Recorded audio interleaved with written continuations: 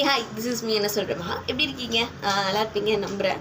So என்ன ஆச்சுன்னா, வாழ்க்கையில் வந்து நம்ம to get some change in my life அப்படின்றது நான் முடிவு பண்ணேன். எதுனா ஒன்று மாறணும், அவ்வளோதான். இன்றைக்கி நான் வந்து என்னோடய ஃபஸ்ட்டு வீடியோவையும் இப்போ இந்த வீடியோவை பார்த்தாலே உங்களுக்கு அவ்வளோ டிஃப்ரென்ஸ் தெரியும், ஓகேவா?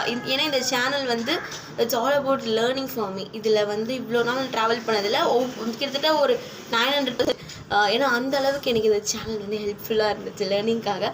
பட் அப்பார்ட் ஃப்ரம் தட் நம்ம எல்லோரும் வந்து நிறைய விஷயங்கள் வந்து எல்லோரும் அட்வைஸ் பண்ணுறது, மோட்டிவேஷன் பண்ணுறது, அப்புறம் இந்த மாதிரி விஷயங்களில் தாண்டி லேர்ன் பண்ணுறது அப்படிங்கிறது ரொம்ப ரொம்ப இம்பார்ட்டண்ட்டுன்னு நான் நினைக்கிறேன். இதுக்கப்புறம் என் லைஃப்பில் நான் நிறைய விஷயங்கள் புதுசு புதுசாக லேர்ன் பண்ண போகிறேன். அது அவங்களோட சேர்ந்து வந்து நம்ம ஒரு ஜேர்னி மாதிரி போகலாம். பட் அது என்ன ஏதுங்கிறதெல்லாம் வந்து எனக்கே ஒரு பெரிய கிளாரிட்டி இல்லை. அட்லீஸ்ட் நான் வந்து 100 days அப்படின்லாம் பெருசாக பண்ண ட்ரை பண்ணல. 3 days சேலஞ்ச் மாதிரி ஃபஸ்ட்டு ஸ்டார்ட் பண்ணுவோம்.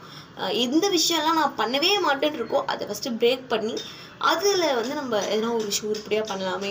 ஸோ பார்ப்போம் எந்த அளவுக்கு இதில் வந்து நான் சக்ஸஸ்ஃபுல்லாகவும் அப்படி ஆகணும் இப்படி ஆகணும் சாதிக்கணும் அப்படிங்கிறத தாண்டி I want to become one better person. அவ்வளோதான். என்னோட பெட்டர் வெர்ஷனை பார்க்கணும். நான் சேஞ்ச் ஆகணும்னு நான் நினைக்க மாட்டேன். ஏன்னா சில பர்சனாலிட்டி என்கிட்ட இருக்கிறது எல்லாருக்கிட்டையும் இருக்காதுல்ல. அதனால் நம்ம என்றைக்குமே மாற வேணாம். ஸோ நம்மளோட பர்சனாலிட்டி இன்னும் கொஞ்சம் அப்படி மேக்கப் போட்டு பட்டிட்டிங் கிரிங் பண்ணி நம்ம நல்லா இருக்கலாம், நல்ல ஒரு வேர்ஷனாக நம்ம பார்த்தா நல்லா இருக்கும்ல, அவ்வளோதான். ஸோ அந்த மாதிரி நம்ம ட்ரை பண்ணுவோம்.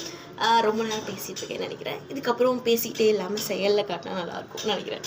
ஸோ வேறு வீடியோவில் பார்க்கலாம். டாடா.